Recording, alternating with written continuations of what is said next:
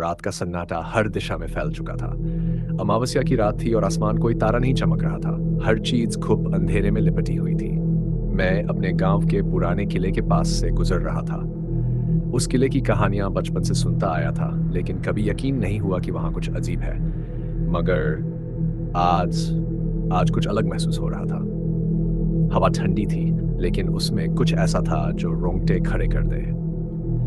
मेरे दोस्त राजू ने मुझे चुनौती दी थी कि अगर हिम्मत है तो इस रात अकेले किले तक जाओ। मैंने अपनी हंसी रोकते हुए उसकी चुनौती स्वीकार की थी, क्योंकि मैं इन पुरानी कहानियों पर यकीन नहीं करता था।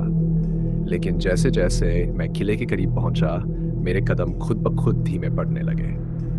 दिल की धड़कनें तेज हो रही थीं और पसीना माथे पर चुहचुहा रहा था, जबकि मौसम ठंडा था। किले का प्रवेश द्वार जर्जर हो चुका था, जैसे किसी ने सालों से उसकी मरम्मत नहीं की हो। मैं धीरे धीरे अंदर दाखिल हुआ। चारों ओर अंधकार और सन्नाटा पसरा हुआ था। किले के अंदर की हवाएं अजीब सी आवाज कर रही थीं, जैसे कोई धीमी फुसफुसाहट हो रही हो। अचानक मुझे किसी के चलने की आवाज सुनाई दी। मैंने अपनी टॉर्च जलाने की कोशिश की, लेकिन वो बंद हो चुकी थी। मेरी सांसें तेज हो गईं। कौन है वहां? मैंने कांपते हुए पूछा, लेकिन कोई जवाब नहीं आया। सिर्फ हवा की सिसकियां और उस अजीब आवाज का पीछा करती खामोशी। अब मुझे पछतावा हो रहा था कि मैंने ये चुनौती क्यों ली।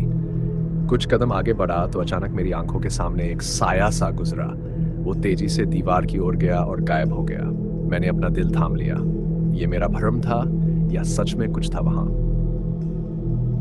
डर ने मुझ पर पूरी तरह काबू कर लिया था। मैंने तुरंत वहां से निकलने की ठानी और बाहर की ओर भागने लगा। लेकिन जैसे ही मैं बाहर निकलने के लिए मुड़ा, किले का मुख्य द्वार अपने आप बंद हो गया। मेरी चीख गले में ही अटक गई। अब मेरी आंखों के सामने धुंधली आकृतियां उभरने लगीं। मुझे किसी के गहरी आवाज में कुछ बड़बड़ाते हुए सुनाई दिया, मानो कोई प्राचीन मंत्र पढ़ रहा हो। मैं खुद को समझा रहा था कि सब मेरा भ्रम है, मगर यह भ्रम इतना असली लग रहा था कि मैं हिल नहीं पा रहा था। फिर मेरे कानों में किसी के रोने की आवाज आई। वह आवाज धीरे धीरे करीब आती जा रही थी। मैंने साहस जुटाकर उस आवाज का पीछा किया और देखा, एक औरत किले के कोने में बैठी थी। उसके लंबे बाल उसके चेहरे को ढके हुए थे। उसका सफेद लिबास अजीब तरीके से चमक रहा था। वह हिलने लगी, जैसे किसी अदृश्य ताकत ने उसे पकड़ रखा हो। मैंने पीछे मुड़कर भागना चाहा, लेकिन मेरे पैर जमीन में धंस गए थे, जैसे किसी अदृश्य ताकत ने मुझे रोक रखा हो। तभी वह औरत धीरे धीरे मेरी ओर मुड़ी। उसके चेहरे पर दर्द और क्रोध का अजीब मिश्रण था। उसकी लाल आंखें सीधा मेरी आत्मा को चीर रही थीं। तुम यहाँ क्यों आए हो? उसकी आवाज में इतनी नफरत थी कि मैं सिहर उठा। मैं कुछ बोल पाता, इससे पहले वह औरत अचानक मेरे पास आ गई। उसकी उंगलियां मेरी गर्दन पर लिपटने लगीं।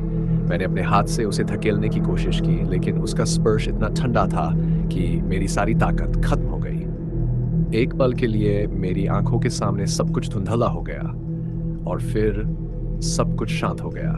जब मैंने आंखें खोली, मैं किले के बाहर सड़क पर पड़ा था। मेरे शरीर पर ठंड के कारण झटके आ रहे थे और मेरी सांसें अनियंत्रित थीं। मैं बच गया था, लेकिन मुझे एहसास हो गया था कि उस किले में कुछ ऐसा था जिसे इंसानी आंखें नहीं देख सकती, मगर वो हर वक्त वहां था, अपनी अगली शिकार की तलाश में। उस रात ने मुझे बदल कर रख दिया।